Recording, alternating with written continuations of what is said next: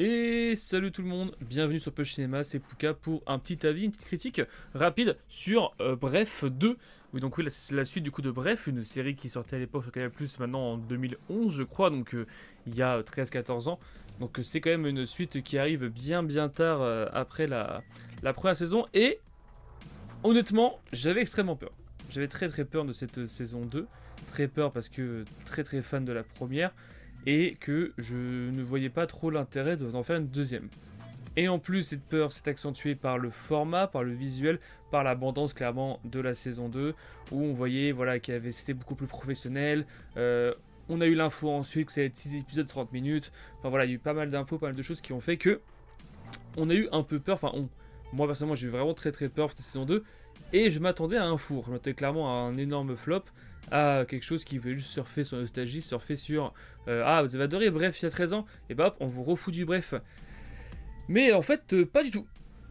Absolument pas. Et en plus, chose qui me faisait aussi très peur, c'était le fait qu'il y avait plein d'influenceurs, plein de petits, de stars, même autres, qui mettaient, enfin qui teasaient la saison. Et j'avais peur du coup que ce soit un festival de caméo. Au final, on s'en rappelle pas tant que ça, mais la saison 1 aussi était un festival de caméo, en vrai de vrai.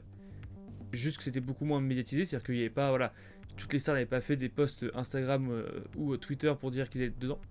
Mais là, oui, j'ai revu du coup saison 1 et oui, effectivement, il y avait aussi un festival de feat. Donc là-dessus, en fait, la critique n'est pas valable, globalement. Mais du coup, la saison 2 arrive, je la lance et c'était vraiment très bien. C'était vraiment, j'oserais même dire que c'était exceptionnel. Je me suis retrouvé complètement assommé par la série et par sa qualité visuelle comme narrative. Et je vais commencer juste par les petits défauts. Les choses qui m'ont dérangé, ce qui n'y en a pas beaucoup finalement. Donc là, cet avis-là sera beaucoup plus rapide que pour Captain America. Mais il y a des choses qui m'ont un peu dérangé. Par exemple, bon, attention, je vous rappelle que c'est spoiler ici. Hein. Par exemple, épisode 1, il y a eu ce passage-là où du coup je revois ses anciens lui. Donc de 15 ans, de 20 ans, etc. Et j'ai trouvé ça long. J'ai trouvé que ça brisait le rythme et j'ai absolument pas aimé ça. Vraiment, ce moment-là a failli me faire drop l'épisode et me dire ouais non c'est bon, c'est trop long. Et heureusement, je me suis accroché parce que ça valait largement le coup de passer ça. Et je sais bien, je pense bien que je suis l'un des seuls qui est dérangé par ce petit moment-là, mais voilà, moi j'ai pas trop aimé. Sinon, bah là, on peut voir à l'écran, du coup, c'est la scène là, je l'ai parlé, la scène où Billy se met à gueuler sur jeu par rapport au fromage, là, etc., dans le frigo. Ça m'a sorti du truc. Voilà, parce que j'ai trouvé la scène très surjouée. Trop de grossièreté pour rien.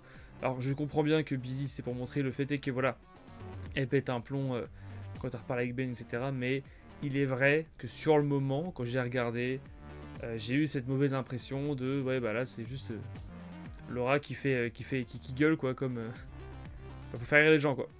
Et c'est un peu dommage. Mais c'est vraiment là je fais vraiment je chipote hein, littéralement. Hein. Et par contre scène qui m'a vraiment dérangé c'est la scène le camion de Mr V.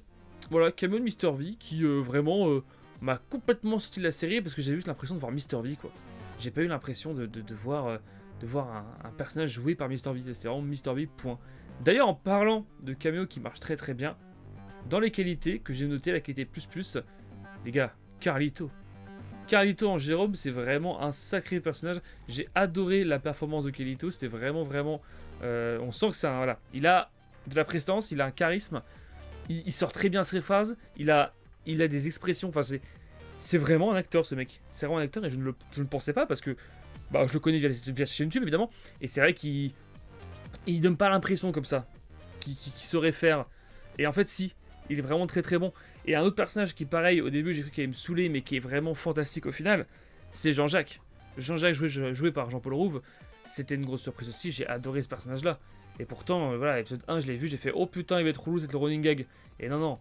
Très belle utilisation de Jean-Paul Rouve. J'ai vraiment adoré.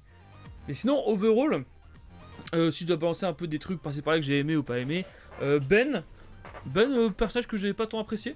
Bah après, je l'apprécie déjà pas dans la saison 1 évidemment. Mais là, ouais, non, je trouvais qu'ils on l'a un peu trop centralisé. C'était un peu trop lui le méchant de la série. Et je trouve ça dommage que dans une série comme ça où tout est à peu près gris, d'avoir foutu un personnage là qui est vraiment méchant. Genre, c'est le méchant, c'est l'antagoniste de la série quoi. Je trouve ça un peu dommage. Voilà. sachant que la série commençait vraiment à nuancer tous les personnages et toutes leurs relations. Là, Ben, ça fait vraiment genre, c'est Scar du Roi Lion, quoi. Mais voilà, sinon, ça c'est pas très... C'est vraiment encore une fois un détail. Sinon, faut en parler. Chose qui me faisait peur, mais qui au final est extrêmement bien exécutée. Tout le visuel de la série. Tout le visuel de la série est tellement belle. Tellement agréable à regarder visuellement. Après, voilà, du coup, on est loin. Très loin de la saison 1 là-dessus. Mais justement, chose qui est agréable, et là je passe sur la narration du coup. Chose qui est agréable, c'est que... Bah, en fait, t'as pas besoin de voir la saison 1. T'as pas besoin de voir la saison 1, en fait. La saison 2 se suffit à elle-même. Tout est déjà tellement bien raconté, tout, et remis dans son contexte, que tu peux largement regarder la 2 sans avoir vu la 1. Et donc quand tu regardes la 2, t'es juste là devant une très bonne série. Une très bonne série de 6 épisodes. Sur la vie, etc. Et finalement, est-ce qu'on demandait... pas juste ça, en fait. Moi, je me demandais que ça, en fait, une bonne série. Et franchement, je suis très content. Très content que Disney+, sur le coup, ait repris les rênes. Parce que, est-ce qu'on aurait eu ça à Canal+, je ne pense pas. Voilà. Pareil, petit point sur le rythme. Alors, j'ai adoré, du coup, comment ils ont réussi à alterner partie un peu vraie série et partie bref. Et ça marchait extrêmement bien pour moi. Du coup, après avoir rematé la saison 1, et bah finalement, je préfère peut-être plus ce rythme-là que le rythme de la saison 1. Voilà. Mais voilà. Pour le coup, c'était vraiment très bien fait. Et en général, de toute façon, les personnages sont très bien écrits. Il y a des très bons dialogues, très bonnes sorties. Tout le monde en parle déjà, mais voilà, la fameuse phrase du il voulait s'asseoir 30 secondes et s'il est resté assis 20 ans. C'est ce genre de petites phrases passées par là qui font vraiment plaisir à entendre. Et qui te foutent des claques monumentales. En tout cas, voilà. En tout cas, j'ai adoré, pareil, les Shifumi, tout ça. Il y a plein de gimmicks, plein de trucs qui, je pense, vont être repris par de nombreux couples dans la vraie vie. Ça va être très marrant. Et du coup, voilà, à la fin, donc, il a un enfant. Et j'espère, au grand j'espère, pitié, pas de saison 3, les gars. Pas de saison 3, ou alors faites saison 3 qui se renouvelle. Moi, je pense à un truc, c'est que s'ils veulent vraiment faire... Dans un monde où il y a vraiment une saison 3 qui est prévue, pitié que la saison 3 soit du point de vue de l'enfant et que ce soit un dessin animé. Voilà, ça serait mon idée, parce que je pense que ce qui est bien avec Bref, c'est que s'ils veulent faire une autre saison, c'est que comme pour la 1 et la 2, ils changent de format. Ils changent de façon de faire. Parce que si on a une saison 2, enfin une 3, qui ressemble à la 2, la 1 fera bizarre du coup au final. Donc je me dis, voilà, moi ce serait le meilleur truc à faire, c'est que bah, voilà, bah, on a fait l'adolescence, on a fait jeune adulte de 20 ans environ, puis là on a fait du coup 30-40 ans, il manque finalement l'enfance. Il manque l'enfance parce que je suis pas sûr qu'une série sur, bref, sur les 50, 60, 70 ans soit plus que ça intéressant.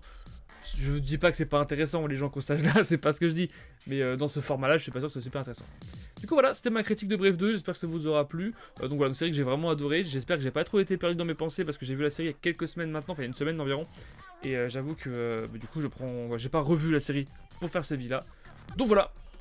Bref, merci à tous, c'était Florent de Push Cinéma. À la prochaine tout le monde, plus.